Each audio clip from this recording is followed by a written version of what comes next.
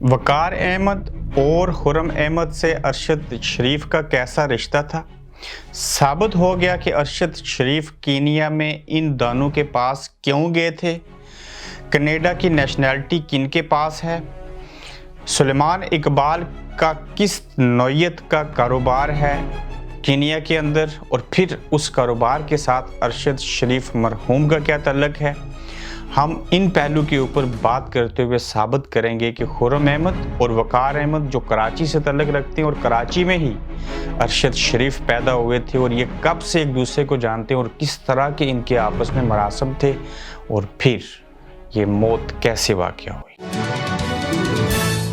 अस्सलाम वालेकुम, आप देख रहे हैं गोरखधंधा अबरार कुरैशी, आपसे मुखातिब हूँ। आज अरशद शरीफ साहब का जिन लोगों के पास वो एज ए मेहमान, एज ए दोस्त, एज ए भाई, एज ए पड़ोसी या एज ए क्लास फेलो किस रिश्ते के तहत उनके पास गए, और फिर उन्हीं ही की मौजूदगी में जो अरशद शरीफ थे वो दुनिया से चले गए और उनको खराश ना आई और उन्होंने कुछ भी ना किया। क्या किस तरह का रिश्ता था, क्या चीज़ें थी, इसके ऊपर बात करने से कबल हम इस पे बात कर लेते हैं कि जो कीनिया है, नैरोबिया है या मंबासा, जब पाकिस्तान नहीं बना था, जब भारत का बंटवारा नहीं हुआ था, आज से 400 साल पहले की अगर बात करें, आप डॉक्यूमेंट्रीज देखें, आप रिसर्च करें इन इलाकों के बारे में, ख़ासकर कीनिया के बारे में, तो आपको पता चलेगा कि जो मुत्तहिदा हिंदुस्तान था उस दौर से लेके आज तक जो लोग हैं वो कीनिया में जाते हैं, किस नौयत का कारोबार करते हैं। जब हमने इसके ऊपर तहकीक की तो पता चला कि जो कोयले की कान है,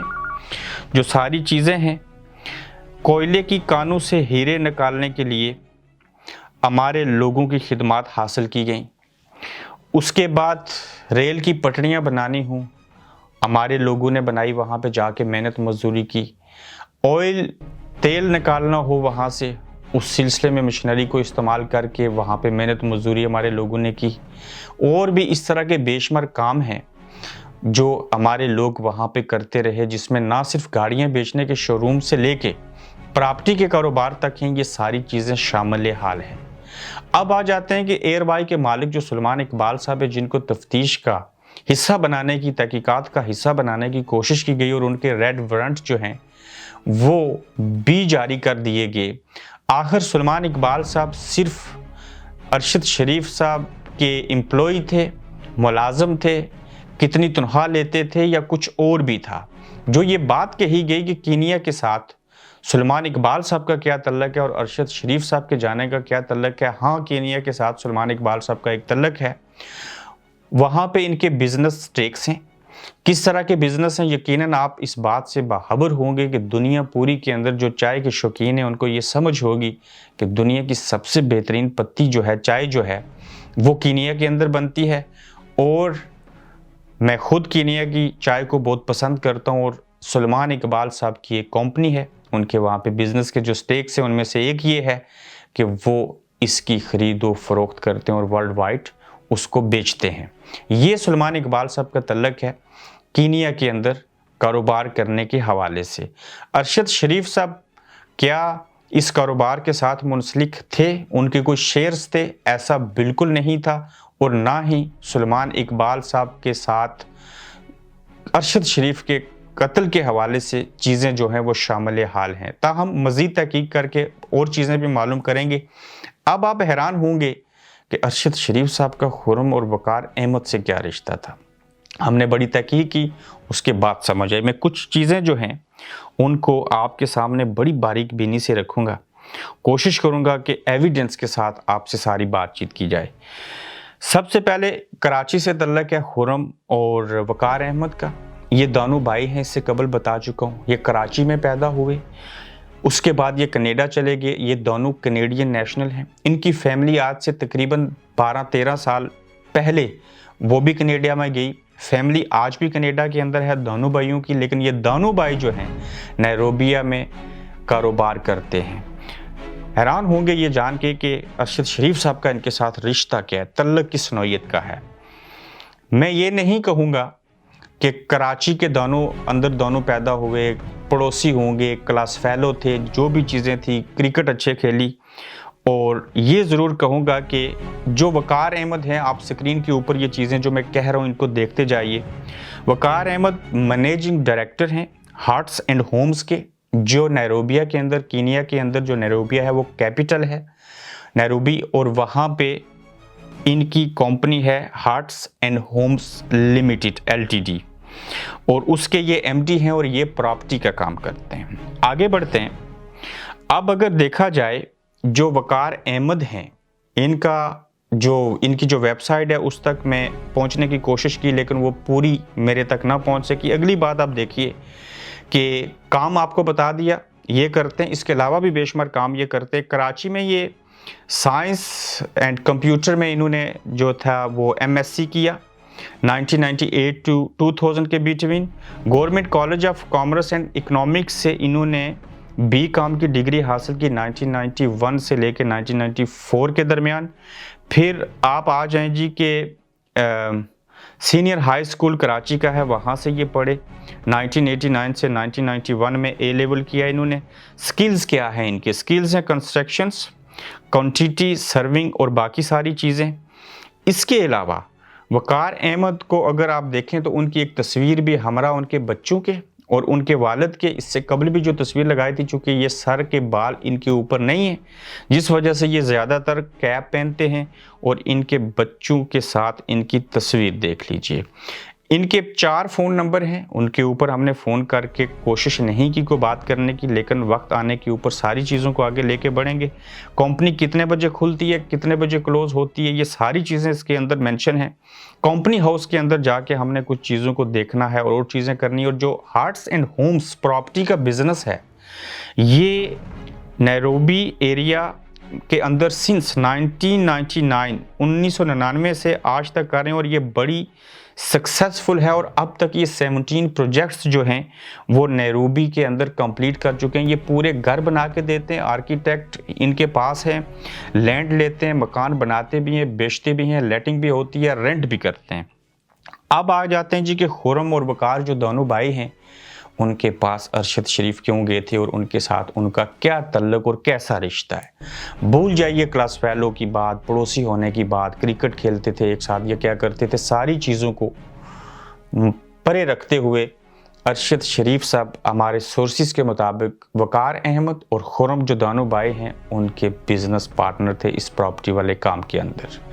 कितने शेयर्स थे, क्या चीज़ें थी, कुछ चीज़ें हिडन हैं, लेकिन हम आपको अपने बावसूख ज़राए और अपनी तहकीक के बाद ये कंफर्म करते हैं कि अरशद शरीफ साहब वकार अहमद और खुर्रम अहमद जो हैं इनके साथ प्रॉपर्टी के काम में बिजनेस पार्टनर थे।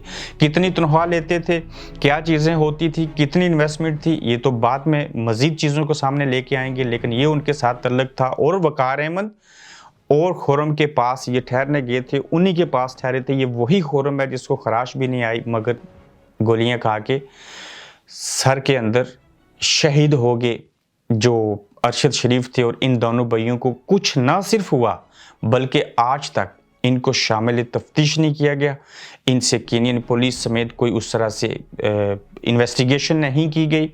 इनके पास से अगर कोशिश की जाए तो यकीनन इनको पता होगा कि अरशद शरीफ का मोबाइल कहाँ पे है, आखिरी टाइम उन्होंने किससे बात की, उनका लैपटॉप किसके पास है, वो इस बिज़नेस शराकत के अलावा किस वजह से वहाँ पे गए थे, इनको किसने मारा। सबसे बड़ा आई विटनेस जो है वो खुर्रम अहमद है, वकार अहमद का भाई, और वो उनके साथ सीट पे बैठा हुआ था, उन्हीं लोगों की गाड़ी थी, सारी चीज़ें थी, और उनको किसी ने नहीं पूछा। और फिर आपको आखिरी सीन भी बताया था कि किस तरह से जाके मारा गया। मैं आज भी ये सवाल पूछता हूँ, किसने मारा, क्यों मारा, कैसे मारा, ये तो हमें पता, मरना सब ने है, लेकिन ये तल्लुक था जिनके साथ दोस्ती तल्लुक एक शहर कराची से थे, सारी चीज़ें थीं, और बिज़नेस भी इकट्ठे करते थे, शेयर्स थे उनके साथ, और फिर इनको मार दिया। क्या कोई पैसों का लेन देन था, क्या अरशद शरीफ के जो शेयर्स थे वो काफ़ी बड़े थे, क्या कोई तलखी हुई होगी, क्या अरशद शरीफ के तल्लुक जो थे खुर्रम और वकार के साथ वो कितने पुराने थे। और फिर देखना ये होगा कि जिन लोगों के पास ये गए थे उनका रवैया कैसा था। आर्टिफिशियल इंटेलिजेंस के अंदर ये महारत रखते हैं जो वकार अहमद हैं, इनकी और भी बेशुमार चीज़ें हैं। फिर इसकी कुछ चीज़ें जो हैं वो बरतानिया के साथ लिंक हैं, उसके ऊपर हम तहकीक कर रहे हैं कि क्या हार्ट्स एंड होम्स लिमिटेड जो नैरोबी के अंदर है, जिसकी हमने तमाम एविडेंस आपके सामने रखे, ये क्या बरतानिया के अंदर भी रजिस्टर्ड है कि नहीं, क्या यहाँ पे भी इस नाम से कुछ चीज़ें हैं, क्या वकार अहमद और खुर्रम बरदर ये जो हैं ये इंग्लैंड आते रहे, यहाँ किसके साथ उनके मरासम हैं, यहाँ के कौन से लोग हैं जो उनके बहुत करीबी हैं, क्या इसके ताने बाने यूके के साथ भी मिलते हैं। अगर ये चीज़ें मज़ीद सामने आ गई कि यहाँ पे भी उनके जो ताल्लुकात हैं कंपनी के हवाले से, कारोबार के हवाले से, जो प्रॉपर्टी का काम करते हैं, तो फिर मज़ीद नई चीज़ें सामने आएंगी। लेकिन ये इतना simple open and shut case है कि अगर आप ज़िम्मेदार लोग इसको कोशिश करें इन्वेस्टिगेट करने की, तहकीकात करने की, तो खुर्रम और वकार अहमद से ये दोनों चीज़ें भी मिल सकती हैं, सारी चीज़ें हो सकती हैं। और प्लस कराची के अंदर भी ये हार्ट्स एंड होम्स यहाँ से इन्होंने आगाज़ किया था, फिर कनाडा में पहुँचे, लेकिन कारोबार इनका कीनिया नैरोबी के अंदर है और वहाँ पे सारी चीज़ें आपके सामने रखी। और अरशद शरीफ क्यों गए, उनके साथ कारोबारी शराकत भी थी। अब देखना ये होगा कि सामने सारी चीज़ें पड़ी हैं, खुर्रम अहमद और दूसरे भाई वकार अहमद को कौन पूछेगा, कौन उससे तहकीक करेगा, कब तक तहकीक करेगा, क्या किसी को कोई फ़िक्र लाहक होगी, कोई अपने ऊपर से गुनाह दूर करने की कोशिश करेगा। अगर एक बड़े इदारे के ऊपर लोग शक शुबा करना शुरू कर दें तो उनको तो चाहिए इन दोनों को पकड़ें, पाकिस्तान लेके आएँ, मीडिया के सामने लेके आएँ, ओपन ट्रायल करें, इनका सारी चीज़ों की तहकीक करें और इनसे पूछें कि आपके पास अरशद शरीफ क्यों आए थे, क्या आपके वो कारोबारी शराकत थी उनके साथ, क्या उनके साथ कोई लेन देन का मामला था, किस तरह की किस्सा कहानी थी। अगर सारी चीज़ों की तहकीक की जाए तो मैं यकीन से कह सकता हूँ कि सारा मामला सामने आ सकता है। हम अपने हिस्से का काम कर रहे हैं, आप अपना फीडबैक ज़रूर दीजिए। मज़ीद इस मुलाकात को लेके कल आपकी खिदमत में फिर हाजिर होंगे। अल्लाह हाफिज़। आप देख रहे हैं गोरखधंधा अब्रार कुरैशी के साथ।